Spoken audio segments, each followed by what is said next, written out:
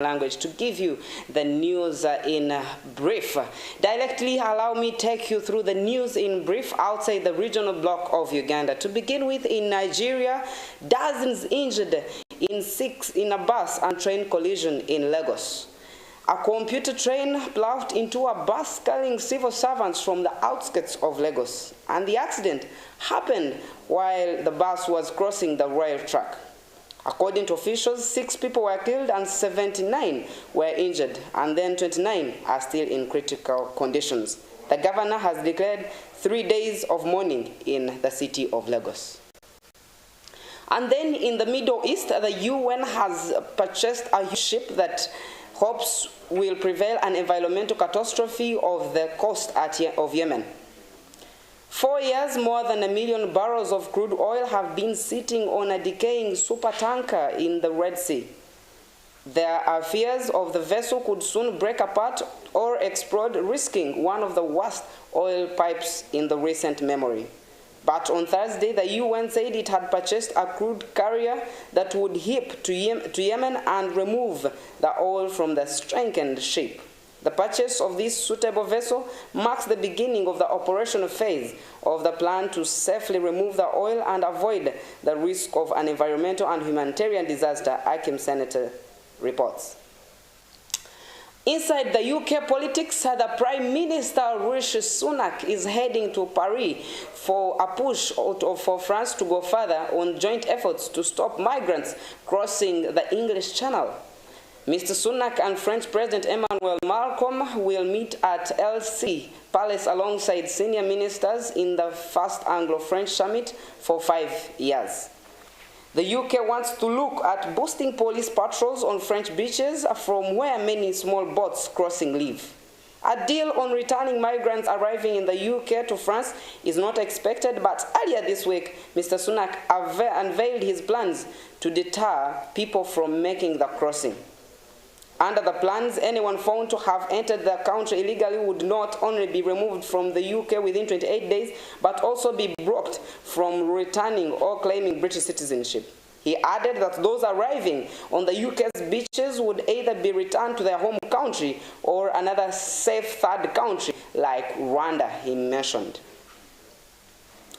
Continually in Europe, Ukraine war, Russia fires a hypersonic missile in new barrage. At least 9 people have died in a new wave of strike across Ukraine, in which Russia used powerful weapons, including a rare hypersonic missile. Russia had reportedly not fired Kinzhal hypersonic missiles, which can evade air defenses since the early months of the conflict. And to continue, in Europe, a number of people have been killed in a shooting at Jehovah's Witness meeting hall in the North German city of Hamburg. Police say the gunman acted alone and it is thought to be dead. It is unclear if the attacker is among the 6 or 7 fatalities reported by the German media. As yet, there is no reliable information of the motive, but a number of people were also injured in this manner.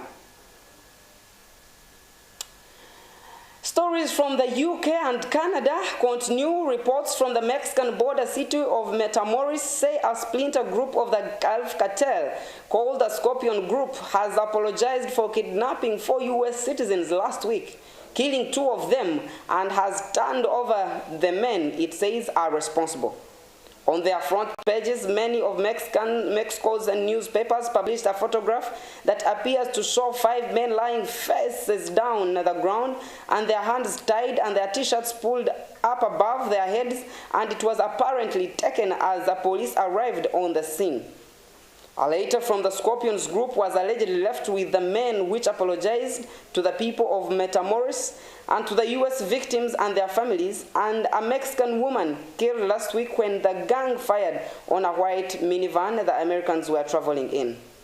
The Associated Press says it has obtained a copy of a letter from a law enforcement official in the state of Tamaulipas. Still, US and Canada, the US Senate Republican leader Mitch McConnell is being treated for a concussion after a fall at Washington, D.C. hotel. Leader McConnell tripped at a dinner event on Wednesday evening, and he was rushed in a hospital for a few days observation and treatment. McConnell, of 81 years, from Kentucky, is serving as the 7th term in Senate, and he's one of the most senior Republican lawmakers and has led the party in the upper chamber of the Congress since 2007.